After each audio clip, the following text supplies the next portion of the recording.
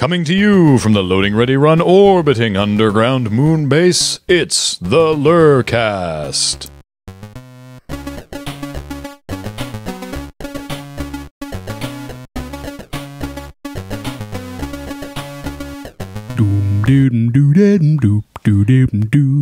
Cocaine nights, cocaine days, doing cocaine cause it's something to do. What? Airport bar, What? depressing life. Yeah, yeah, yeah. 80s smooth jazz, cocaine. Wow. We practiced this. Kinda? We had Sort of. rehearsal. Yeah, sort of. Hey, everybody. Welcome to the LRRcast.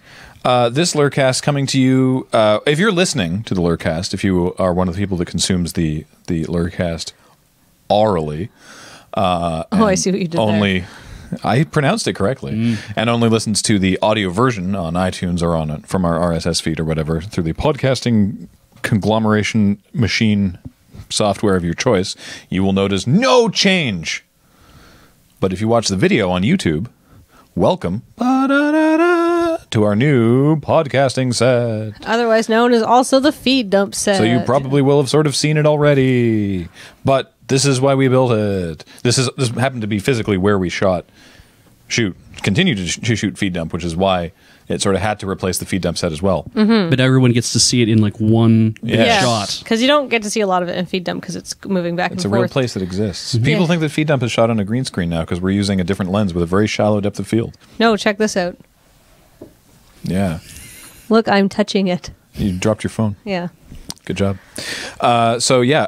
Also, this week is a little different. It might be a little awkward because we are holding these performance mics that we've been using in the different room upstairs for years now. The plan was and continues to be that we're actually going to get headset mics for here, which might look a little sports reporter, but is going to allow us to be hands-free, allow us to be a little bit more animated, and still get the same sort of audio quality. And we'll be sporting the Britney, which is nice. Well, no, it's not going to be the tiny, thin, pink pop star mic. It's going to be an actual a Black thing with a little pop filter. with a thing on it. For so if we're doing The Shania. lol, Sure. Yeah. the Yeah. Shania, Or the Shakira. or Whatever. no, the lol commentaries, Like feeding up the sure. range. Mid-range, the middle lane. middle lane. Yeah, He's that's- in the feeding up the jungle. middle lane. Good job. there's Both of you some- play so much League, I can tell. He's his top in the troll. Yeah, Don't- let's push in the bottom. That's Push in the thing bottom. that they say.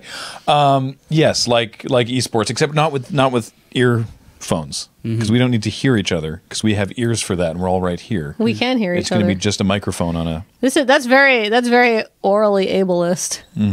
orally. That's what I said. No, you said orally. No, I said orally. Orally. Oh, really? Yarly. Wait. No, your line is no way. Yeah, I know. Okay. Let's talk about our phones. This is part 2 of the home screen thing, which was this literally came up on Twitter as a discussion. I'm sure they explained this last week, but it just came up on Twitter as a discussion between initially, I think, James and Ian, and I got involved pretty early on. And I assume that James, who's actually off camera, I'm just going to confirm this, talked about your Tumblr thing last time. Sweet. So check that out. But we're going to talk about what we keep on the home screens of our phones.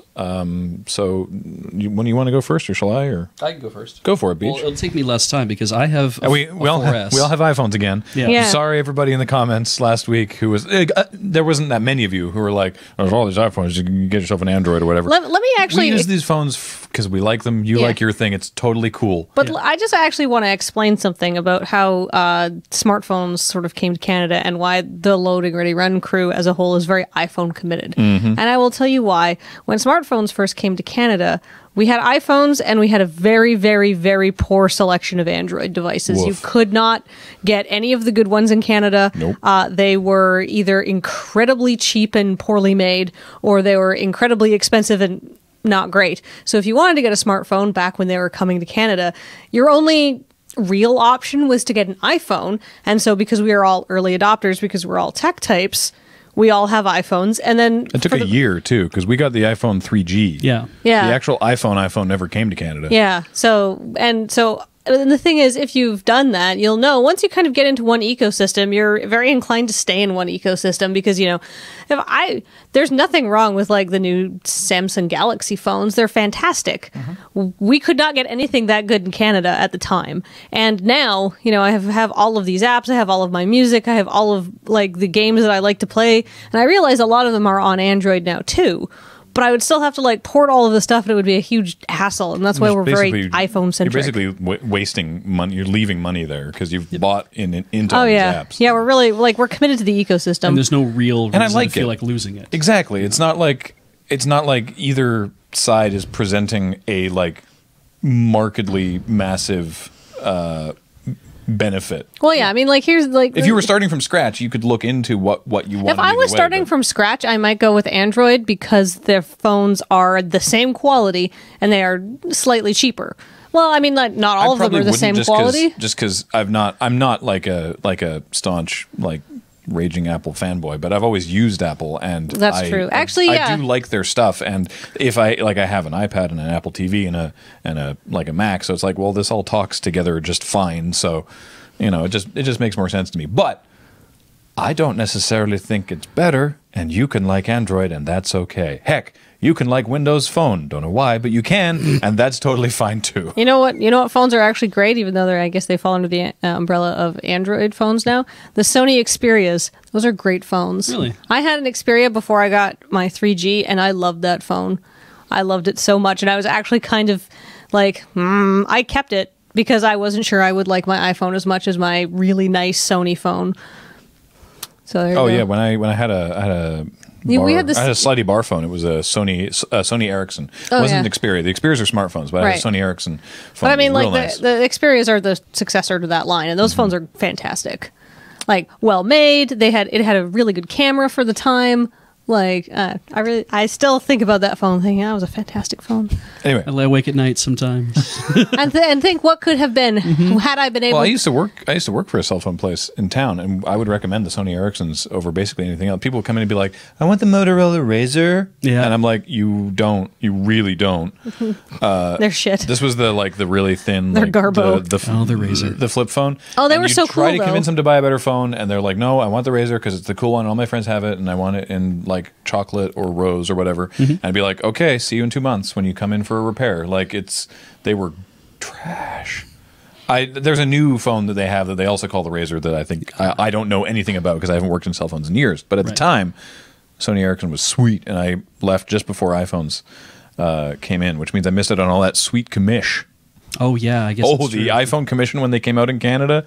Oh, boy. Well, and my understanding, too, is that it's like the Android phones are now the ones where you make all the really good commission. Probably. I don't know. I haven't actually. I've sort of lost touch with anyone who's still in that industry. I can totally see that because, as I just said, when Android phones came to Canada, they were bad.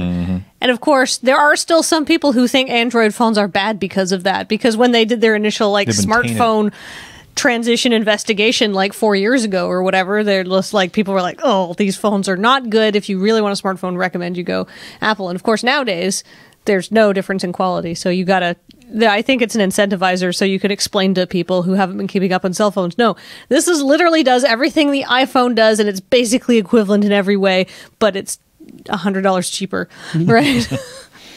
All right, Beej, what you got in your phone there? So I've got a 4S. We're working off home screens and not lock screens, right? Yes. Okay.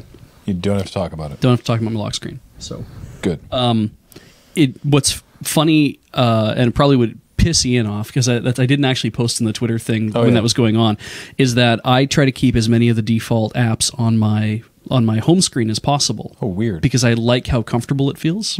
So if you have an iPhone, you know that the top row is messages, calendars, photos, and camera. And in fact, people have talked about this too. The fact that the camera icon is in the upper right-hand corner because that's where the camera is. Oh. That's why they put it there, so that you know that when you tap that, it's like the lens is right underneath where you tap the camera. That was why they put the camera there. That's so weird. That's smart. I actually didn't know that. It's just little tiny things like that. But that's a good design. Yeah, and so I just left a lot of the stuff. So I still like messages, calendar, photos, and camera. My app store is there. Settings is there. I still keep the phone, the music, Safari, and Maps are in my dock at the bottom. How often do you use the music app? Not that often. Because I normally do it from I go to the control center, or I do it from my phone when it's plugged into somewhere. So I actually have. I mean, we'll get to this when I do my phone, but the actual phone app is not on my home screen. Yeah, and in fact, it is in a folder on my second screen. Because if I desperately need to call someone, I'll probably just search for their name or be calling them from a text message conversation, or I'll just look them up. I so rarely need to actually open the phone. Yeah, I've called my wife, I think, twice, but I text her all the time. And I never thought I'd be a person that was a texting person. Neither did I, but I adapted real quick. Yeah, I was kind of wow, those teenagers really knew what they're talking about. Right? It's so much more convenient. rapscallions. Yeah. Of course, now we all have it actually drilled into our minds that the only time we get phone calls is bad news, telemarketers, parents. or parents occasionally. Yeah, I call my dad once my a week. mom texts me a lot. That's good. Wish my dad would text me.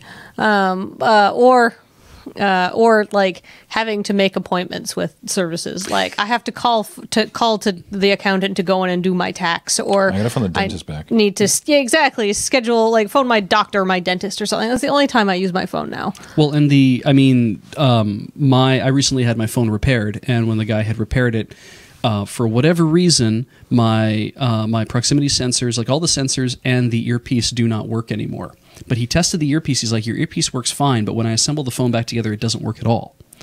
And I'm like, okay, well, I'll deal. And the thing is, when he gave me the phone back originally, and I took him great, everything works great. And I didn't know that the earpiece wasn't working for almost 18 hours because I didn't make a phone call. And then I just decided on a whim I was going to call somebody and realized that I couldn't hear anything. So I had to turn speakerphone on. And he mentioned that. He's like, the earpiece doesn't work, and you're like, oh, okay, not really putting it together. It's oh, that's the thing I hear people with. Yeah. Okay. And it's it's not really because I was what kind of repair is that? Well, that's the thing. He actually offered. What was he fixing? He was the lock button on top, the power button. Fixed your lock button. Yeah, that stopped working. Earpiece. Well, what happened was the lock button got broken. And when I got it back, the home button failed within 24 hours. Don't know why that happened, but it did. After this podcast, tell me where you got this repaired so I can not go there. Sure, yeah. It's this guy's house. No. Beej. Dude, go to Black Apple or something. Well, no, there's place. I got I got my whole screen replaced. Didn't it you took go to 15 Restart? minutes. Yeah, it was the battery. I got my battery replaced. Took 15 minutes. No, I got my screen replaced. It took 2 hours or something because they couldn't do it right away.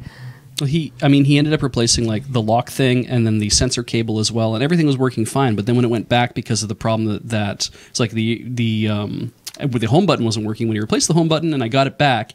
That's when I discovered that the sensors weren't working. So I used to have automatic brightness, and now that doesn't work anymore either. So if I phone you, you will have to answer on speakerphone. Yes. Sweet. Yeah. How often does this actually come up, though? It almost never comes up. Oh, there you go. So it's not a problem. I make phone calls from my office now.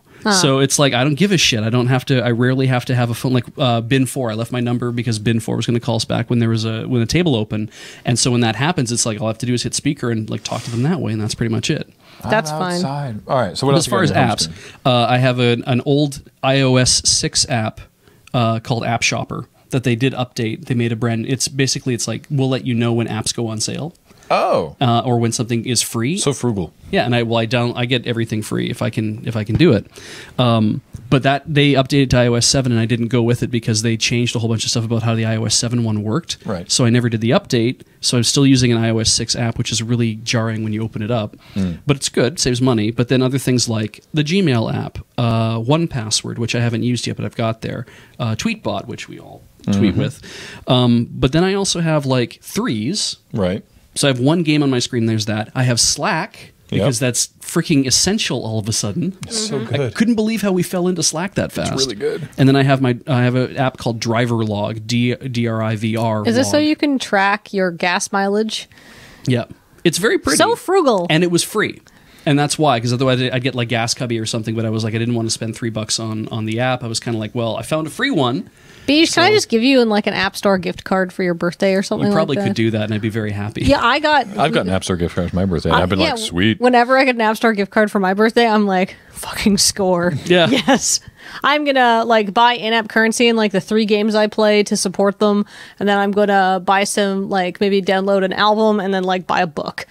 Yes, I want all. This is great. $25. So happy. It's a good gift. I'm a huge cheap bastard. that I will prefer to, like, I will go get an app that's not quite as good and use the free one, or wait until that's why I have App Shopper, so when it goes on sale, then I can pick it up. What about when it's an on app sale. that's like absolutely essential? Like, do you have an Well, he app? bought Tweetbot. Yeah, I did buy Tweetbot. Okay, so you have your limits to your frugality. Yeah, there are just certain Like- things where it's like, I have to have this. I'm sure they did last time.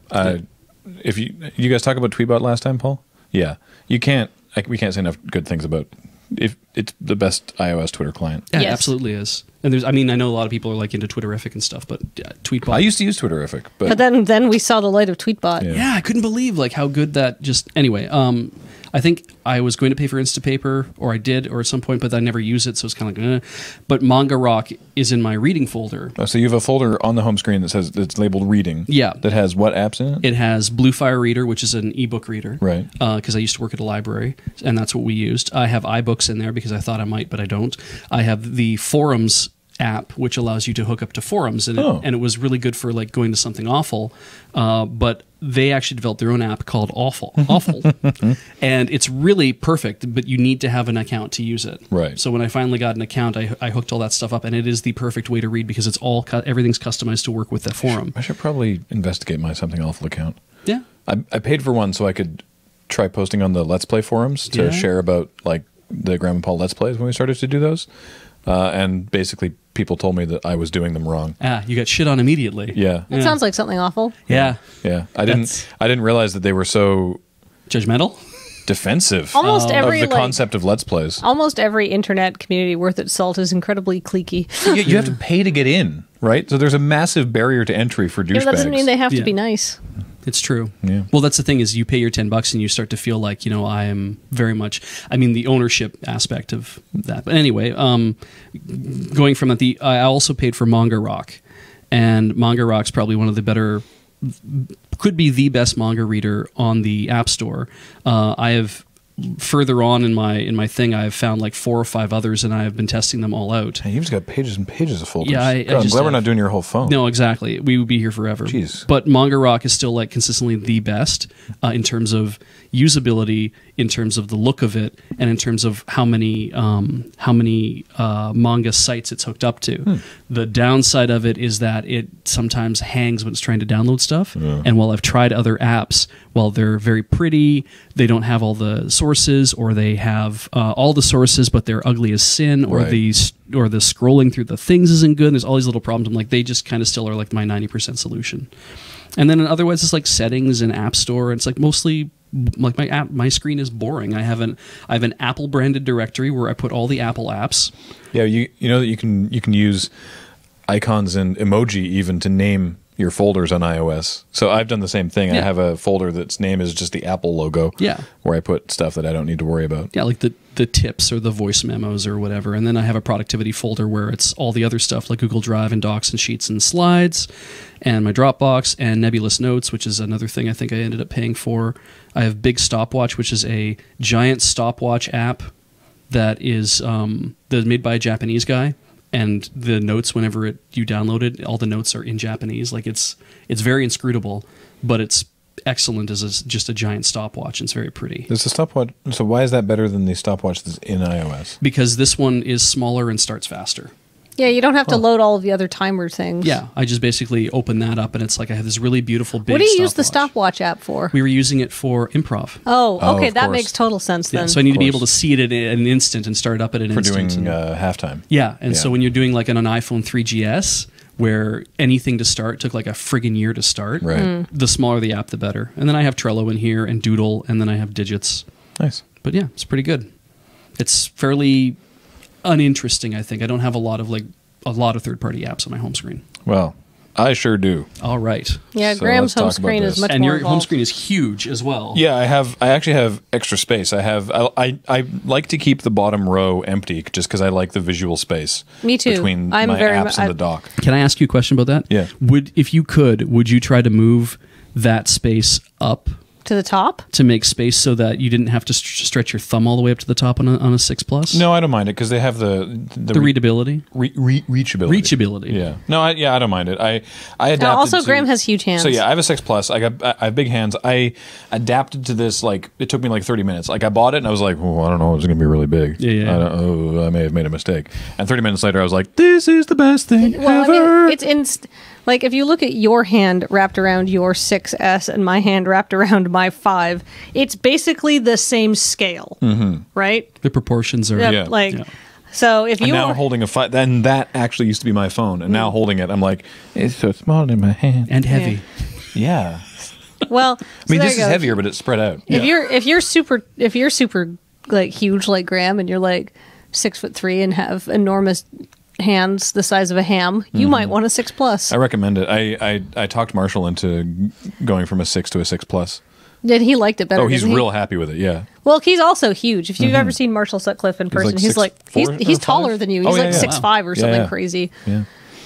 Yeah. So my home screen, like I said, phone, get it out of there. It's nowhere. I've So got what do you have at the bottom row then? on my dock. Yeah, Okay. the most important thing. Okay, so my dock, I've got messages because I text a lot. I've got mail because I do email a lot. I do a lot of work from this phone, which is why I wanted the 6 Plus, because I do a lot of work for Loading Ready Run from this. I type on it a lot. I read from it a lot. So I've got messages. I've got mail. I just use the mail app, the normal mail app. I know there's ones that are probably better, but I haven't had a complaint with fine. this. But you have like a Gmail account to hook up to that. Yeah. So I have mail elsewhere on the home screen. I have the Gmail app because that's hooked into the info at Loading Ready Run email in case I need to read stuff for that. But my email Goes to mail. The thing is, I could put info into mail, but then I'd have all the info stuff showing up in my regular email feed, and it would get too crazy. I'd be one of those people who has like the little badge of like 75 unread messages on my inbox, and I'm just not interested in doing that because like stuff comes in whenever there's changes to our Patreon or like whenever there's like messages from Twitch or from Steam or like YouTube updates and all sorts of stuff, right? Yeah, there's a lot of like stuff there. So also in my dock is Tweetbot because I use that all the time for my own personal Twitter and for Loading Ready Run and for the LRRMTG Twitter. And then the last one in my dock is actually a folder because you can put folders in your dock. Oh, that I've labeled entertainment. So fancy. That contains the YouTube app, which I use all these a lot. The YouTube app, the podcasts app. I use the default podcasts app, and that ticks a lot of people off. It's just not very good. I don't have any complaints with it. You don't listen to as many podcasts as the rest of us. I listen to a lot of podcasts. How many podcasts are you All subscribed right, I'm to? subscribed to Limited Resources, Morning Rush with Chris and Mikey, Penny Arcade DLC, the Penny Arcade Staff Podcast. Well, some of those are ours. Those don't fucking count. Well, I haven't gotten to ours yet. Under the Influence from the CBC, the One for One, Drive to Work, and I recently unsubscribed from the Steve Austin podcast just because it was okay.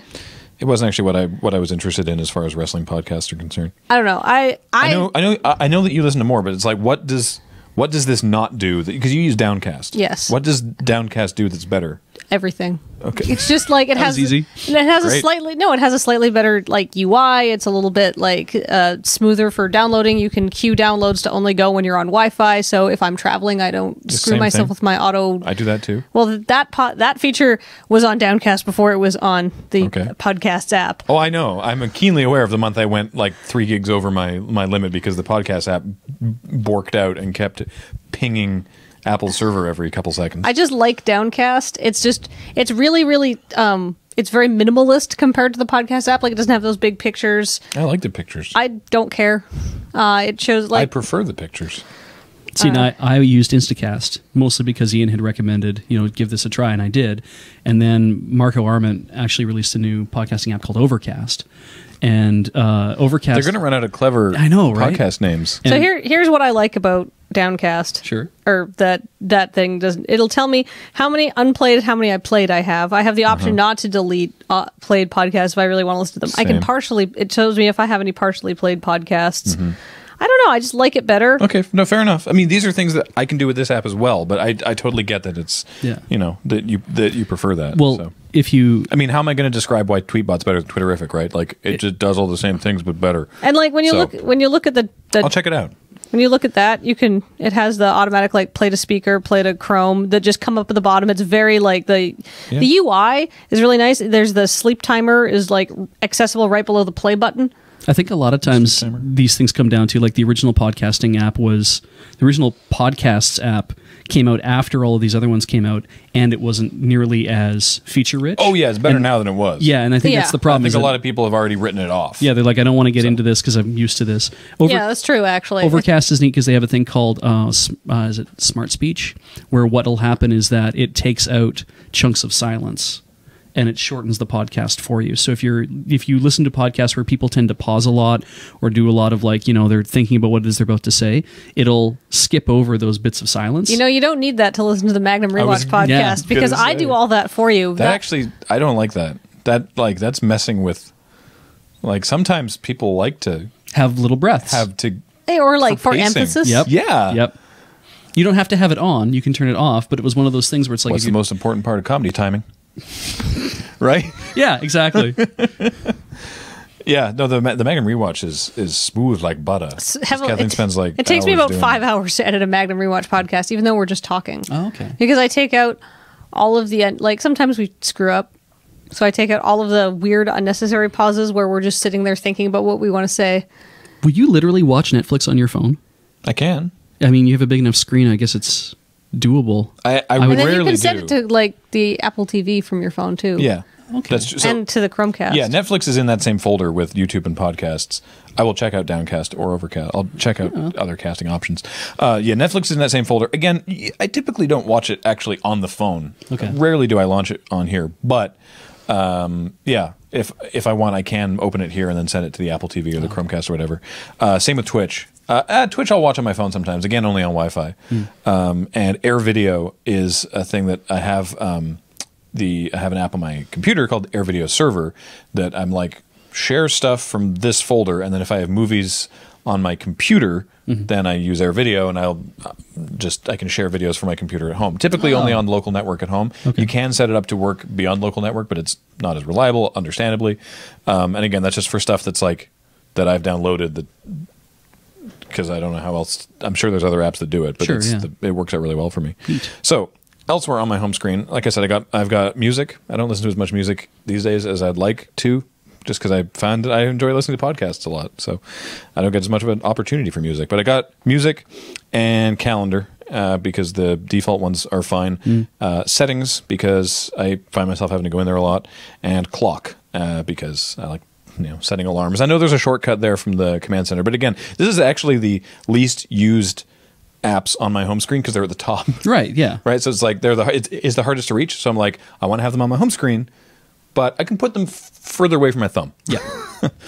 I have a little folder of camera stuff. The icon is the emoji of a camera. Oh, nice. It's Hipstamatic, the default camera, Camera Plus, 8mm, which is a video recording thing that does like funky old film filters because I'm a nerd. Manga camera because it's hilarious, and Landcam, and I don't know why I have Landcam because it basically does the same thing as other apps there. And Day One, which is a journaling app that I sort of stopped using because keeping journals is tough. Notes for keeping notes. That's always relevant. Clear, which is a to-do list sort of app. Yeah, you'll see that on my home screen too. Reminders, which is, again, useful. What I like about reminders is being able to geotag them. Yeah. Be like, when I leave, it's usually like when I get home, like when I arrive at this geographic location, remind me of this thing. So I'll walk in the door and my phone's like, hey, this is the thing you're supposed to do. And I'm like, yes, that. I tried doing that once where I had it set up to geofence the Volvo dealership on Douglas Street. That what it would do is it was supposed to make an alarm go off to alert me to wake up and get off the bus. Because I would ride in from Langford, so I would fall asleep on the bus, and then it would go off at the Volvo dealership, and I'd be like, yes, time to get off the bus so I can change buses and get on the other bus and go to work. That's amazing. It never worked. Oh. No. How many times did you drive past it? About 6 until I finally just decided to teach myself either to wake up or stop sleeping. Aren't you happy you don't live in Langford anymore? Yeah. Really happy. Safari, for internet browsing, photos for looking at all the photos of cats I take. So many cats. Typically my cats. Then I have a folder. It's basically productivity, but I've titled it with the emoji of a pencil and a piece of paper, and it contains. It's not just productivity stuff. It's like some social media stuff in there as well. But it's basically like, all right, hang on, Facebook Messenger, Tumblr, PayPal, Shopify, Google Hangouts, Google Slides, Sheets, and Docs, Dropbox, Kickstarter, Google and Google Plus as separate apps. I don't know why I still have both of those installed. Skype, Deliveries, which is a really great app for tracking, like if you have a package you're expecting from like basically any courier service.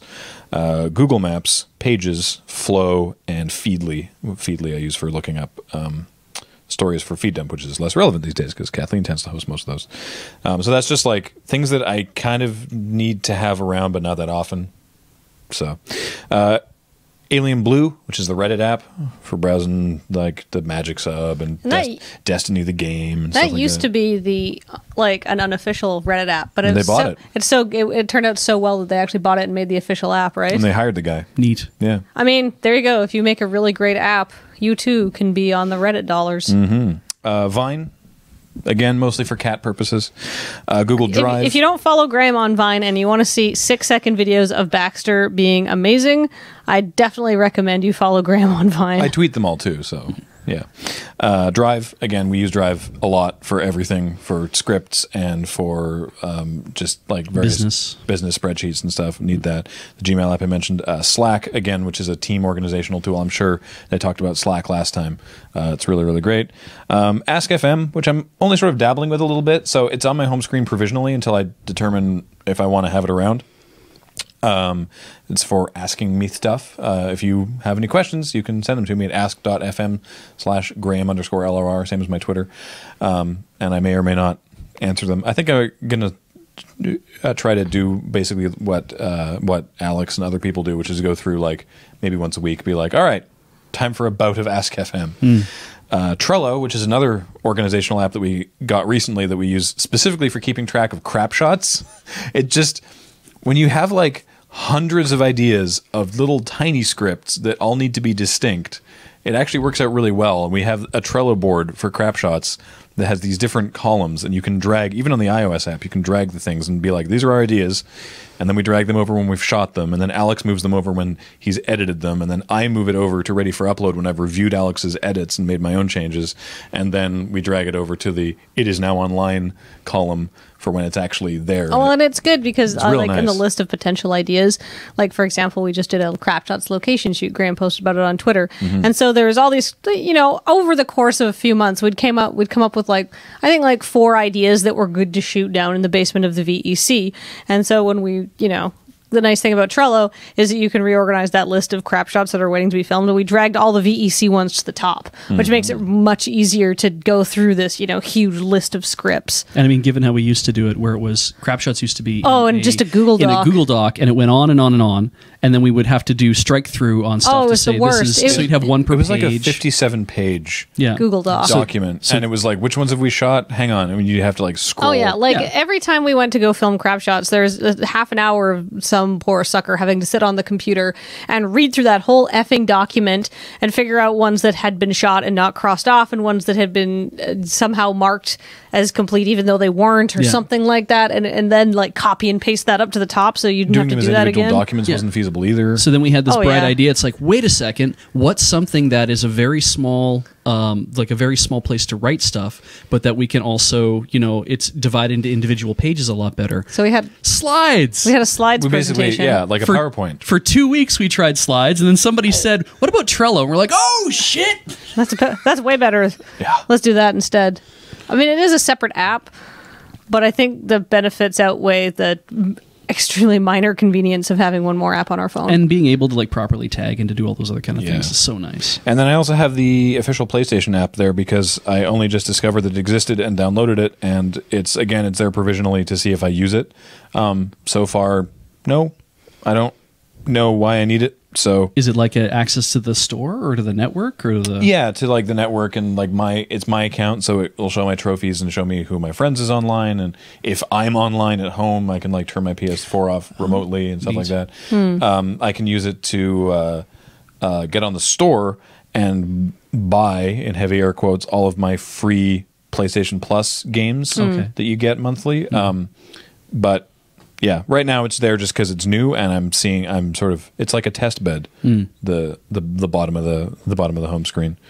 And then I did just recently download that stupid My Idol app, but I haven't kept it on my home screen. It's the you may have seen people use it on Twitter. It's the Uncanny Valley. Don't like it. Make yourself into an Asian pop idol app, and it's weird. It's creepy. Don't like it. James made a video of himself pole dancing. Don't like it. It's a hell of a thing. Yeah. Don't like it. Yeah. So yeah, that's my home screen. I dig it. It's a good home screen. Thank you. I am like Graham in that I like to have some empty space. I have 2 full rows of empty space. Oh, wow. In fact, Luxury. I only allow myself 12 slots on my home screen, not including my dock. If I want to put another app in there, something else has to go. Yeah, my background is just space. It's a good idea. Also, it's just like stars, I sort of have like this fuzzy like a forest. path. Deciduous forest, though. I find deciduous forests more calming than coniferous forests. Aurora borealis. Oh yeah. Yeah, Yeah, I green like to from the have- bottom, which is weird. I like to have non-distracting backgrounds. Yeah. I used to have like the stone, like the inbuilt like stone background. Yeah. Like if it's too distracting, it's pretty useless. So here's the deal with my home screen. It's not laid out according to color. It is in fact laid out according to how I can use these apps. And I am an ambidextrous phone user. I can text with my left hand if I need to, if my right hand is crap. busy. So I will use either. But because obviously of where my thumbs fall, the more frequently used apps are all on the right side of my phone. The more frequently used folders are also on the more right side of my phone. So starting left to right top, I have the Tools folder, which is the App Store and voice memos and calendar and the settings menu, which I almost never really need to go into because, you can just flip up the control center. So that's sort of useful stuff. Then I have photography, Vine, Instagram, pictures, Camera Plus, which I never use, all that kind of stuff. Then that's sounds and views is in there. Sounds and views. Well, because it's it's fine. in that folder I like the name. is Twitch, Alien Blue, the app that controls my really, really good portable speaker. If you're in the market for a portable speaker, and Graham knows I'm an audiophile. Graham knows that I can listen to something and be like, it needs more of this frequency. He's seen me do it while editing. Yeah. When I'm just like, if you want to cancel out the static on this channel, if you bring down these 2 megahertz frequencies, that will fix that, but then you'll have to boost the bass. So the UE Boom is by far the best speaker you can get. Or as I drunkenly told James at a ski retreat because I forgot to bring mine, but he brought his, your speaker sounds like shit. It's made by Logitech. It's UE apparently stands for Ultimate Ears, but yeah, it's the Logitech UE Boom, and it's just like a little cylinder. They're fabulously expensive. Not that expensive. But they're worth it. Oh my god, yeah. I mean, they're the best portable speaker as reviewed by the Wirecutter. Really? Yeah. Oh. The best home Bluetooth speaker is a new one. It's the Marshall. NCIX has the Boom for $190. Yeah. That's a good deal, actually. So they're Lasts not forever. Yeah. and- Oh yeah. The battery life on them is Graham got it for my birthday last year. I think I've charged it and I use it all the time. I've charged it less than 10 times. It says 15 hours of battery life, but that's only if you're using it constantly, right? Like you'll use it, you'll turn it on, you'll use it for an hour, you'll turn it off. Yeah, exactly. So, but I use it multiple times a day, every day.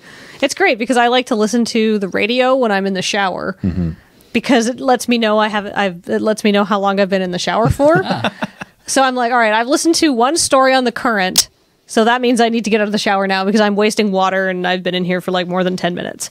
Fast shower.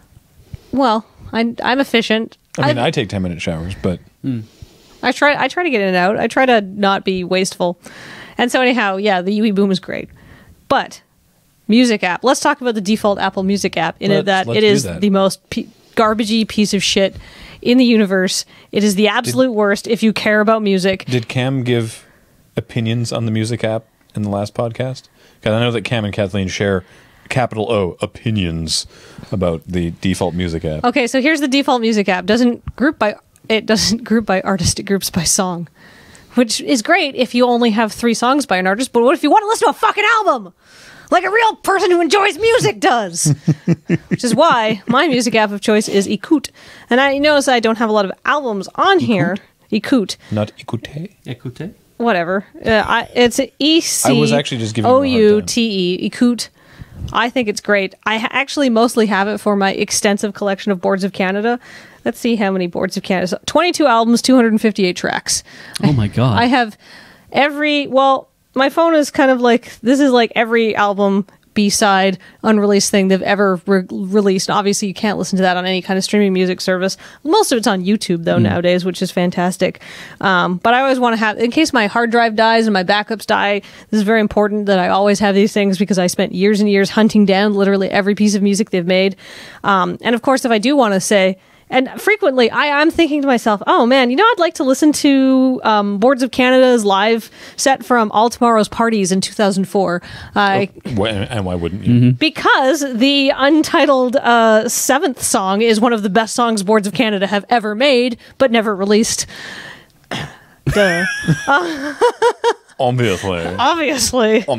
So I have this app almost exclusively to manage my Boards of Canada music collection, and it was $3 well spent. To be fair, that for you, that's very important for you. Extremely important to me. Yeah, that's not. But it's not. It doesn't get a spot on my actual home screen 8 most used apps because I just use it to listen to Boards of Canada B-sides.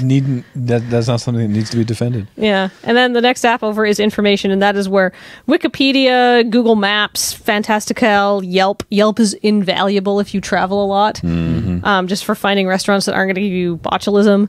I'm always really afraid of getting food poisoning. Specifically botulism, which is interesting. Well, food poisoning in general. I had food poisoning once, probably 8 or 9 years ago. Put you off it. You're like, you know what? I've tried it once. It was a weekend of 2 exits, or it was a week of 2 exits, no waiting. And it was the most miserable experience I've ever had in my life. And I do not wish... that's not true. But it ranks in the top 10 on misery, the misery index. So I'm really concerned about food poisoning when I have to eat out at random places. And then I have the new version of Tweetbot in there because I like the old version better. Ooh. Although the old version does not display GIFs correctly anymore. Because they've stopped developing it. I know. That's why they made a new version. But here's the deal. All right, here's why I like it. This is the left swipe to see the conversation view. Is that in the new one yet? Yes. Yes. No, well, you swipe the other direction. Can I change it to be a left swipe? I don't know. But look, here, watch. You right swipe to see the conversation. Okay. I'm going to have to transition because they're not developing for this. Part way to retweet and all the way to reply. I mean, real nice. That wasn't how it was when it came out. When it came out, I was like, it's different and I don't like it. So this may That's change. fair. Yeah. No, yeah.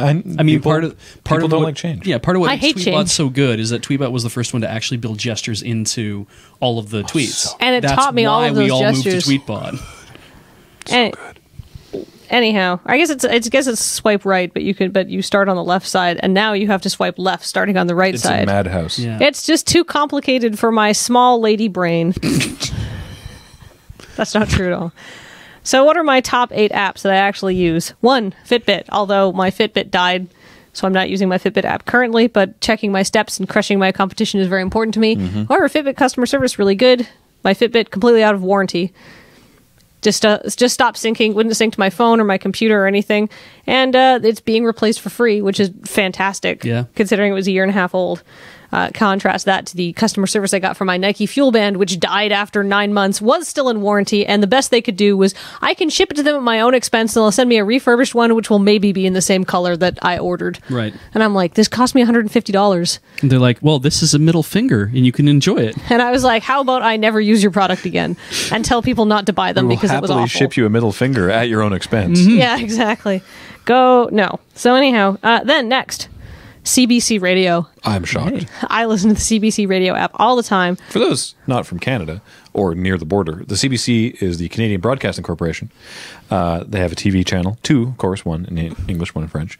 And CBC Radio, 3... Is CBC Radio 3 actually still... Radio 3 is not so much... web only? Web only, and it's not so much of a going concern anymore. Yeah. The Harper government keeps cutting their budget, and so they had to wrap up a lot of CBC Radio 3 stuff, and that makes me very sad. I didn't listen to a lot of Radio 3 stuff because I'm a Radio 1 junkie. Radio 1 is the information radio station. It's the Radio 1 app is great. There's a little My Radio shortcut where you can tag your favorite stations. Being very anal retentive, I listen to the Vancouver feed and not the Victoria feed, because the Vancouver feed has a much better afternoon show and a much better morning show. No offense to our local hosts, but if I want local news, I can find that out fairly easily. But the lean out the window and pretty much you're there, boy. But the CBC radio, the CBC Vancouver afternoon and morning shows are like not just like local issues; they're provincial issues. Whereas in Victoria, it's all local issues. So it's better, I think, and the hosts are better. White people problems is what you're saying. No, and brown white people problems here. Everybody problems over there. Exactly. And then moving along, we have Downcast, which is my favorite podcast app. Things that I like about it, I can don't actually start playing. You can change the playback speed. You can jump ahead by certain amounts of time. So you can jump back 30 seconds or jump forward 2 minutes if you want to skip the preamble at the beginning of a podcast where they're talking about their sponsors. You can do these things in the default podcast. Yeah, but the interface is much cleaner and simpler in Downcast. I'm just saying. Downcast had these features far before. That's cool. The thing is, I'm not actually like married to the podcast app. It's just I never found a reason to change because I started using it after it had added these features. So I'm like, okay, well, this seems perfectly fine. This is reasonable. I love my informational audio, whether it be CBC Radio or Downcast. By the way, if you want to check out CBC Radio, you can download this app. You don't have to be in Canada. It's completely free. And every night, and you can pick your time zone based on the feed that you listen to. So if you're in the Pacific, you would listen to Vancouver or Victoria if you wanted to. If you're in the easterly parts, just find the Canadian city that sort of is more that corresponds to you and listen to that feed. And at 6:30 every night, you can listen to As It Happens, which is one of the best radio shows that you will ever hear. It covers everything from breaking and very interesting and serious world events with long-form interviews to hilarious random news. And it's great.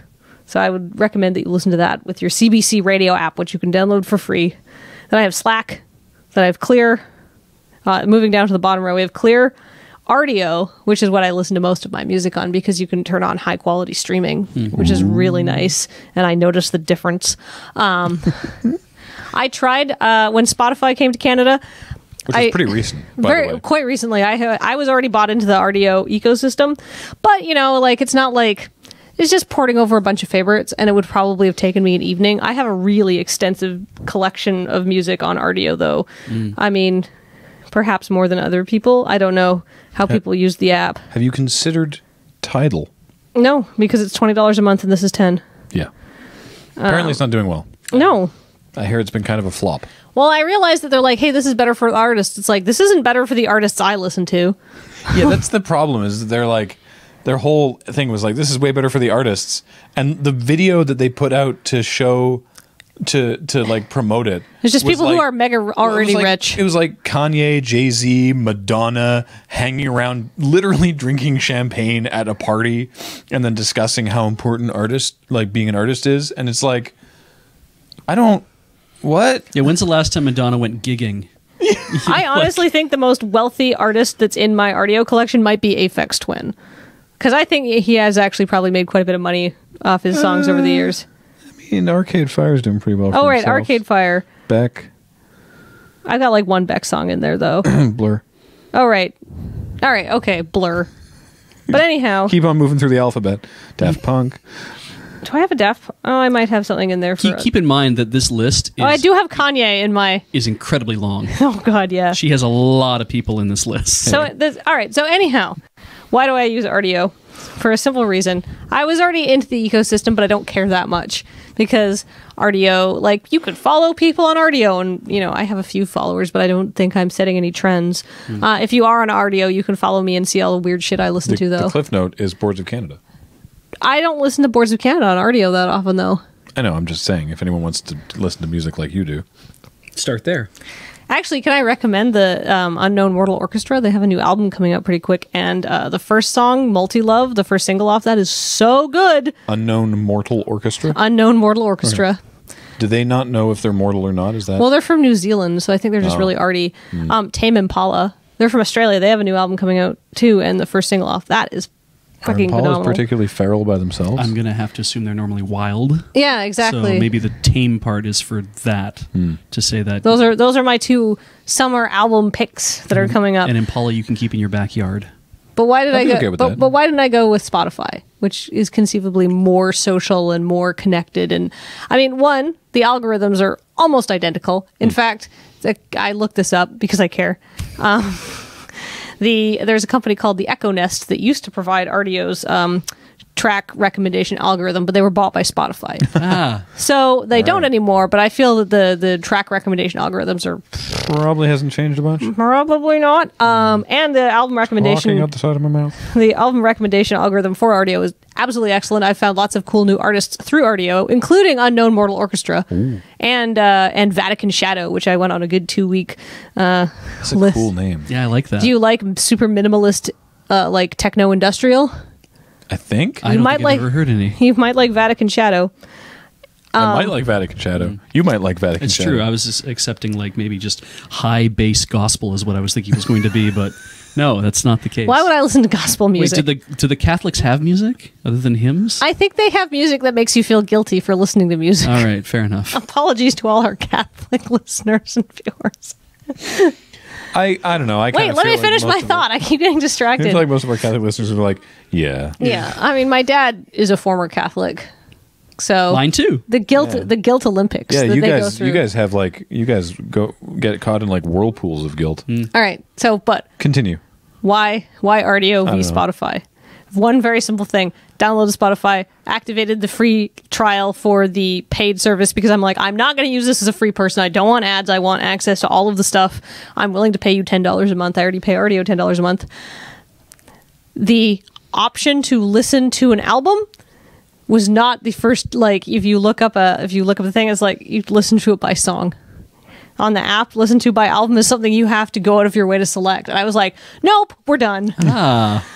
It's the same reason I hate that Apple the redesign for like. I realize most people don't want to listen to a full album, but those people do not care about music the same way I do, and the same way Cam does. Which is not to say it's a worse or better way. It's Right. just not the same way that Kathleen and Cam care about music. It's the anal retentive. I believe the album is an artistic statement, and the tracks are sequenced in a particular way, and the tracks go together in a particular way, and it takes you on a particular emotional journey. Which for a lot of albums is not the case. But the music I listen to, it certainly Yeah. is. Yeah. I like listening to like concept albums. You can't just listen to one freaking single from that. Well, I think you need to listen to mouth sounds in one sitting.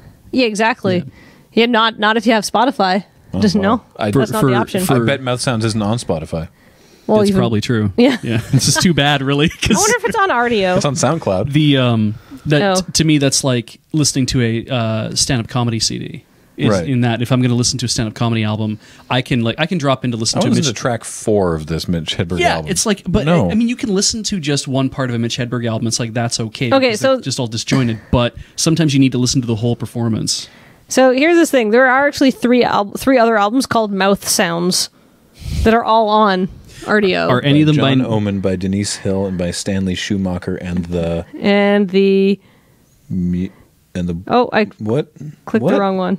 What? Oh, well, whatever. And the something. And the something. No, this is by Neil Cicerga. Yeah, Is that how you pronounce his name? Cicerega is how I've been saying it. Sure. Yeah, It doesn't. It's like a joke. It's an hour long mashup. It's like a album. concept album. You need to listen to it all in one thing because It's a concept album. The pacing is amazing. yeah. And I say that in a good way because I like concept albums. Then I have the Facebook app, which you think, boy, that's pretty far close considering I've never seen you post on Facebook in your life.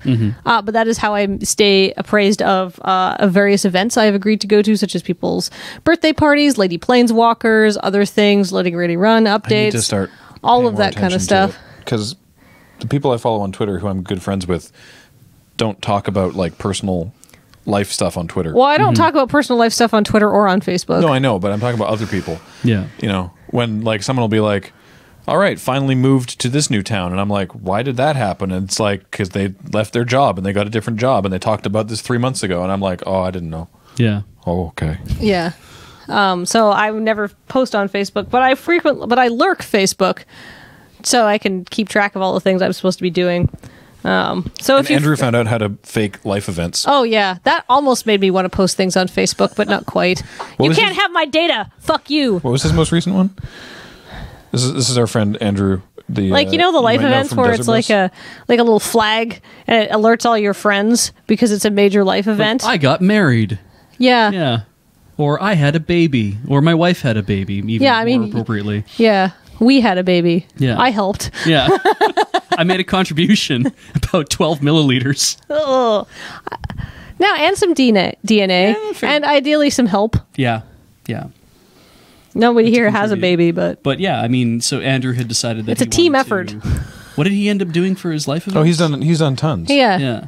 Like just ridiculous stuff that doesn't. Oh yeah, just like I can't. Other people are posting on his Facebook wall. Yeah, if you send me a Facebook friend request, I probably will not accept it. Me too. And I apologize for that. But if you want to talk to me, you can. You're not missing out on anything. April 6th is spent like at least 10 minutes thinking about what else he could do with Facebook when he gets bored of life events. Yeah, that's a Facebook. So all of his friends got that notification. That's a life event. Because you can make custom life events. He made a life event on March 21st entitled "Booty, Booty, Booty, Booty, Rockin' Everywhere." I mean, half the reason I'm on Facebook is just to catch up with Andrew and his ridiculous life events. February 21st. I want to be appraised of his comings and goings. Life event, February 21st. Bought cat food. We're saying Andrew is great. Yeah, if you want to send us a friend request, we probably will say no. But if you want to send Andrew a friend request, I think that's a way better use of your time. I should say, I get a lot of friend requests on Facebook, and I decided a while ago, though I never talked about it, to make that delineation that I don't accept friend requests on Facebook from people I don't actually know.